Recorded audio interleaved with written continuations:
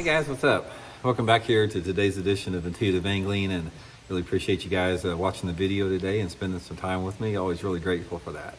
And guys, today we're going to have a discussion. We're going to talk about whether an aluminum bass boat or fiberglass bass boat is the best choice for most anglers out there, including myself. You guys know I'm looking for a new boat right now, and definitely in this video I want to get your guys' opinion on it. I want to give you guys my opinion because I've been in both of them, so we're going to discuss that in today's video. Also, guys, just a couple quick housekeeping tips here. Just wanted to remind everybody that if you guys are interested in becoming a channel member of Intuitive Angling, you can do that by going to my YouTube homepage and just click on the join button for information. Channel members get extra videos every week that aren't seen by the public and some access to my personal email address. If you guys are interested in that, good way to help the channel out, as is using all the rest of the links that I put in the description of every video. I really appreciate that. Okay, guys, if you've been following the channel very much the last couple months, you know that I'm in the process. I'm looking for a different boat. The boat dealership that I ran my other one through went out of business, so I'm currently boatless, which sucks.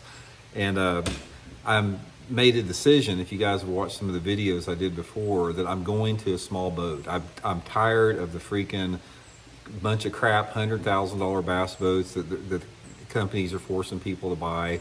I'm going to find something like a 17 or 18 foot boat with 115 to 150 horsepower on it, like I used to fish for decades back in the old days when bass fishing was real bass fishing. And I want an entry level boat that doesn't cost any more than like $30,000, because it's absolutely stupid, idiotic, insane that we're paying $100,000 for bass boats. There's no reason for it, as there's no reason to have a 250 horsepower. We've been forced into it by the tournament organizations that up the horsepower limit. Used to be 150 horsepower, but Bass and MLF changed it to 250 a ways back, and I'm done with it. So anyway, I'm in the process. I'm scouting out, looking for a different boat, and I'm going back and forth between an aluminum and a fiberglass. And I sort of want to give you guys my experience with them. Maybe if you're looking for one, and I'm curious to get your guys' experience. So anyway, guys, my first bass boat ever was an aluminum. I bought a 16-foot leaking flat bottom boat at a rummage sale for $200 with the trailer on it. And I put a 9 horsepower, I had a 1967 Evinrude, a 9 horsepower motor on it. This was back in 1980 when I was a senior in high school. And guys, I love that boat. It's like my fondest fishing memories, even though I've fished professionally for years. My fondest memories are fishing out of that little beat up aluminum boat that leaked. And so I love fishing out of aluminum. And also 3 or 4 years ago, I ran a Ranger, 4 years ago, I ran a Ranger 198 aluminum on the Bassmaster Opens. And when I had that boat, I was in second place out of that boat in the Bassmaster Angler of the Year standings halfway through the season. Halfway through the season, I got a new boat that had a 250 on it, a fiberglass, and I dropped down to 13th place. So from that standpoint, I've had a lot of experience in both. Now here's the experience that I've had in both of them with it. First of all, let's talk about the disadvantages. The number one disadvantage about an aluminum boat is the way the wind blows it when you're fishing. If you're out fishing down a stretch of bank or a point or whatever, and you've got a 15 or 20 mile an hour gust comes up and hits you sideways, it whips that aluminum boat twice as fast as a fiberglass, so because it's lighter. So that is one major issue with it. But other than that, guys, really there's no disadvantage to it, because in that Ranger I had, that 198, I ran 3 and 4 foot waves in it. You got to slow down. You get a little bit wetter, but you can still make it if you just slow down. The boat, it ran close to 60 miles an hour, which is plenty fast enough. It didn't have quite the storage in it, but that again is a positive. It allows you to simplify your fishing a little bit, which benefited me, in the standings and the point. So from that standpoint, I really like the aluminum.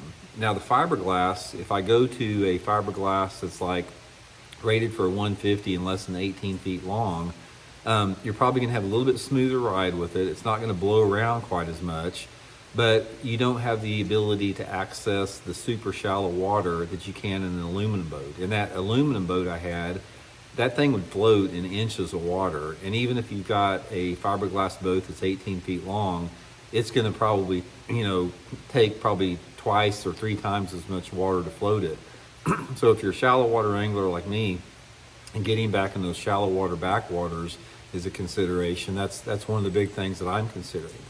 Excuse me. Also with that, it's like the whole thing about an aluminum boat. It's like it's a little bit more. You don't have to be quite as careful with it because you're not going to crack the gel coat on it or scratch the gel coat. An aluminum boat a little bit is designed to get beat up around brush and shallow water cover. So if you don't, if you're in an area that you may get a little bit beat up on it a little bit, it's no big deal. Another big advantage of aluminum is it tows easier. You can tow it with a smaller truck with a smaller horsepower. It tows really good with a half-ton truck. You don't have to have a three-quarter-ton truck like a lot of guys do with a full-size boat. So there's advantages and disadvantages to both of them with that. So to be honest with you guys, I haven't decided yet. I'm still looking around. I'm still, analyzing the situation. There's really only, from what I've seen, there's three options out there as far as a glass boat. I've seen Skeeter's got that ZX 150, which is really nice. Falcon has a nice 18-foot boat. Bass Pro Shop, I think it's the Z18 is a nice boat. But then again, all those boats right there are closer to $40,000, just base level entry price. So I really don't even want to spend $40,000. The aluminums you can get in a comparable aluminum as far as size with the horsepower for probably $5,000 less. So they're a little bit less expensive. But to be honest, I haven't decided yet. I'm still looking at it.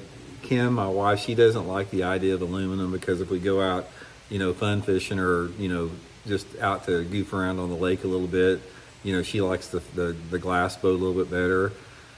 But I keep going back and forth. I haven't really decided with it. I really like the two aluminum boats I like are really I really like that Tracker 195. I really like the Ranger 198. Those are probably my two choices for the aluminums. So if I had to guess with it, I'm probably going to wind up with either a Tracker 195, a Ranger 198 aluminum, or an 18-foot Falcon Skeeter or Tracker Nitro, that is. So it really just depends on what the best deal I can get with it. I mean, that ultimately comes down to it. But anyway, guys, just curious out there. Let me know what you guys think. Let me know what your guys' experience is with it. And I just think it's time to stop the craziness. I mean, I'm looking now, guys. Since I've been looking at bass boats, I've been seeing a lot of pricing. Every boat manufacturer out there, their flagship top of the line boat with the 250 on it, they're all over $100,000. That's a bunch of BS. What have we done in the sport of hogging, good old boy bass fishing that we're up to we turned this into elitist sport where the bass boats are over $100,000. That is just insanity.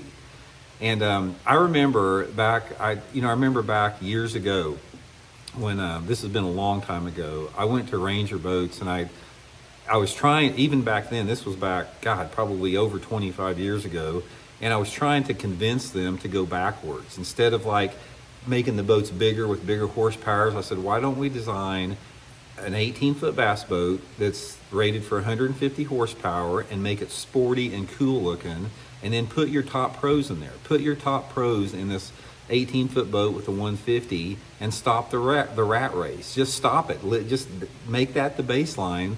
They basically laughed at me and said that they couldn't make enough money off of that. So that was like, it's sort of like waking up one morning and finding out that, that Santa Claus, isn't real or something like that. It was just like, for them to say something like that, and it's like just bluntly say that it's all about money and there's no other aspect of it to consider. I got a little bit discouraged by that. So anyway, guys, I'm done with it. I'm done with the rat race. I'm done with the big Mongo 250 horsepowers. I'm not going to have one. I'm going back to my roots, the way that bass fishing is meant to be. All this crap out there where guys putting $50,000 worth of cheater boxes on their boat, and having these $120,000 bass boats that with a 250 horsepower motor, you know, they can have that elitism. That's nothing but freaking elitism, and I'll have no part of it. So anyway, guys, let me know what you all think about it. We'll talk later.